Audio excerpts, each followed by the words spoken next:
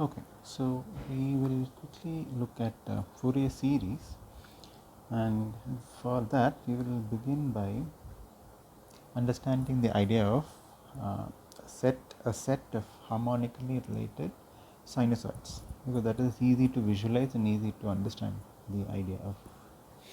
So now here in this I have drawn here these pictures here represent four harmonically related sinusoid. For example, this the first one is sine omega naught t, which is like this. It has a period of t naught. Then we take the next signal, which is sine 2 omega naught t. So this essentially the second sinusoid has a frequency which is double that of this sinusoid. So essentially it looks like this. So given in the time t naught, the second sinusoid does 2 cycles because its frequency is double. So essentially the period of the second sinusoid is t naught by 2. T naught is the period of the first sinusoid. Similarly, the next signal in the series is sine 3 omega naught t. So now this will have thrice the frequency of the first sinusoid, and hence its period will be t naught by 3. Okay, and similarly sine 4 omega naught t, where the period here is going to be t naught by 4. So these form a family of. So in this case there are four harmonically related sinusoids. Why do we call it harmonic? Because there is some relation to music. The name comes from the idea of octaves in music, but essentially it is a set of sinusoids. The frequencies of all are integer multiples of the first sinusoid. Okay, and that first sinusoid we call it a fundamental sinusoid. This is the fundamental sinusoid. So the interesting thing here is that all the sinusoids in this periodic in this harmonically related sinusoids have are ha, all the sinusoids in the family have a period of t naught. Okay, so the first one definitely has a period t naught. The second one has a fundamental period t naught by 2. The period is the smallest number by which it is after which it repeats. But this is periodic by t naught by 2, but it is also periodic by t naught, just that it covers 2 cycles in t naught. Similarly, this is also periodic in t naught, just that it covers 3 cycles in t naught. Okay, so you can see that in a family of harmonically related sinusoids, all the constituent sinusoids in that family are all periodic signals where they share the same period as the fundamental. Okay, so please note the difference between the fundamental period and the period here. All these higher harmonical sinusoids have a fundamental period which is a fraction of the fundamental period or the fundamental. Okay. So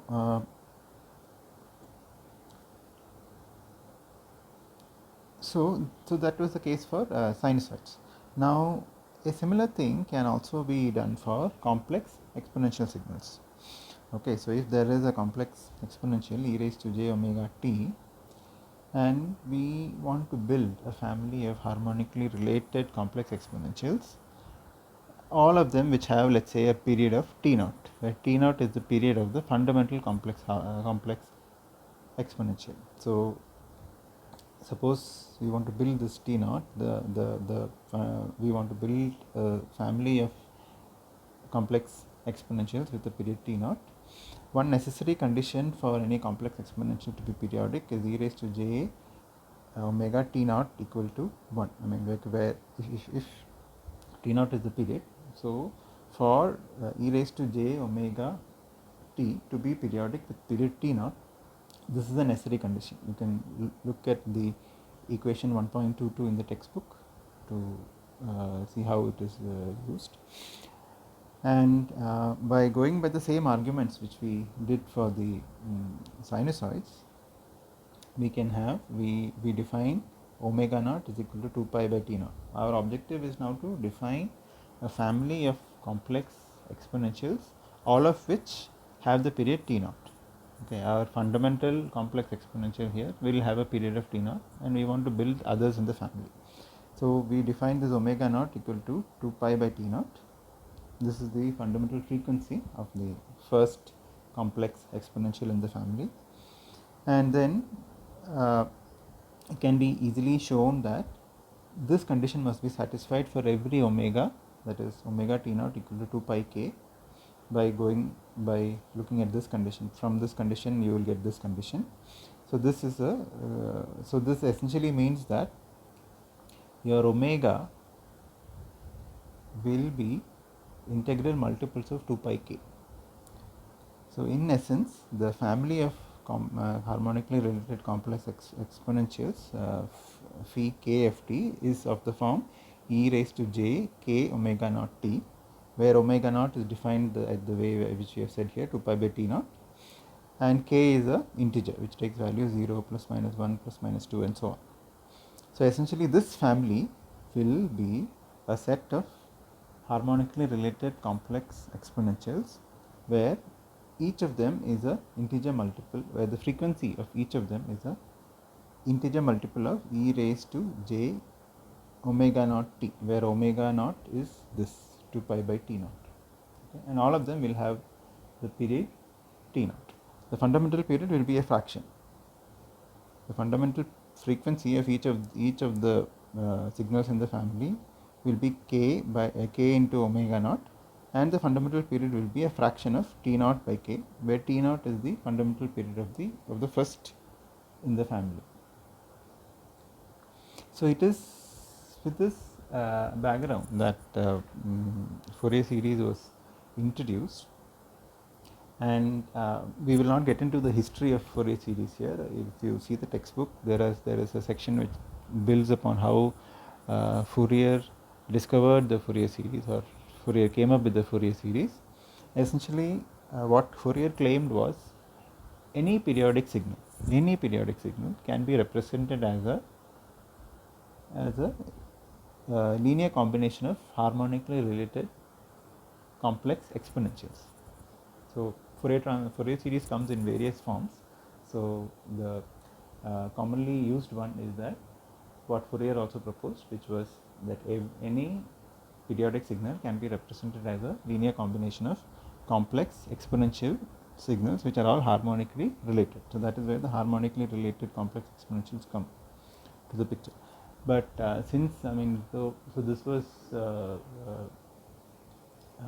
quite some time ago, in the 1800s, when but several mathematicians opposed to Fourier's idea, and Fourier actually did not get the recognition during his lifetime. But with the work of several people who followed up Fourier's work and made it more precise, the theory of Fourier series and Fourier representations was firmly established, and it has lots of applications in various branches of science and engineering. Okay. So you can go through the textbook for some historical perspective of Fourier series. The genius of Fourier was that he was able to see the potential of such a representation. He was able to, although he could not formally prove it, or he could not rigorously develop the series, but his insight that any periodic signal can be represented as a linear combination of complex exponentials paved the way for a complete new way of thinking. So how is this useful to the analysis of LTI systems? That comes because complex exponentials are essentially eigenfunctions of LTI systems. So what I mean by that is here, so you are familiar with eigenvalues and eigenvectors from linear algebra, which if you have a matrix Ax equal to lambda x, okay, so A is a matrix, x is a vector, lambda is a scalar, and x is again the same vector. So this is the eigen, so x is an eigenvector of the matrix A, and this linear transformation, if the matrix A represents a linear transformation, this product, matrix vector product Ax, will give you another vector, but that vector is nothing but a scaled version of the same input. So essentially, if x is input to this linear transformation, the output will be the same input but just with a scaling factor. That is essentially the idea of an eigenvalue and an eigenvector for a linear transformation, which is a matrix here. So similarly, for an LTI system, if e raised to st is a complex exponential input, where s could be in general a complex number, t is our time, and also in the discrete time we have z raised to n, where n is the time index, z is in general a complex number. So this is the case of a discrete time input, and this is the time of a continuous time input. So if you give this continuous time input to an LTI system, the output will be a scaled version of the same input. So e raised to st is given as input, the output will be a scaling factor multiplied by e raised to st, just like how you have it in the eigenvalues, eigenvectors. Similarly, the same holds for discrete time system as well. Z raised to n you give as input, you will get h of z, z raised to n. So where this h of s and h of z are essentially constants, they depend on this s and z, but it does not depend on the time. And so essentially, what is this h of z that can be determined from the convolution expression, because these are LTI systems. So if you have EFT as input and you are giving it to a system which has an impulse response h of t, and you get a y of t. So the relationship between y of t and e raised to st is through the convolution operator. So y of t is equal to e raised to st convolved with h of t. And if you expand it out, I am not going into the maths here, but you can work out, and you can see that the h of s will be given by this expression, the integral minus infinity to infinity h of tau e raised to minus s tau d tau.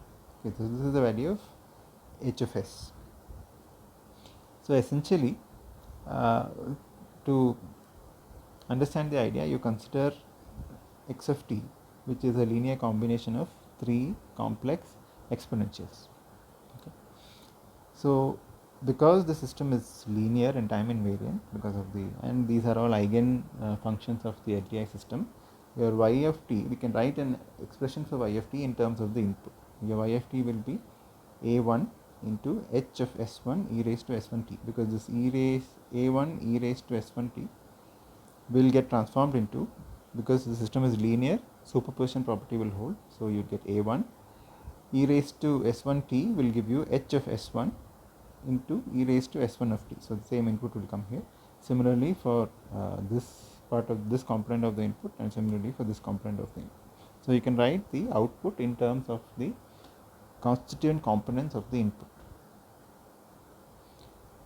So now some questions which you can ask is, how broad a class of signals can be represented by linear combination of complex exponentials? So that is one question which you can think about. So you can see that there is a very large family of signals which can be represented by complex exponentials, by linear combination of complex exponentials. So you can have a look at this example 3.1 in the textbook, which describes and shows and actually computes the various components of this particular input, and it will also compute the various h of s of each of these terms. So please have a look at this in the textbook.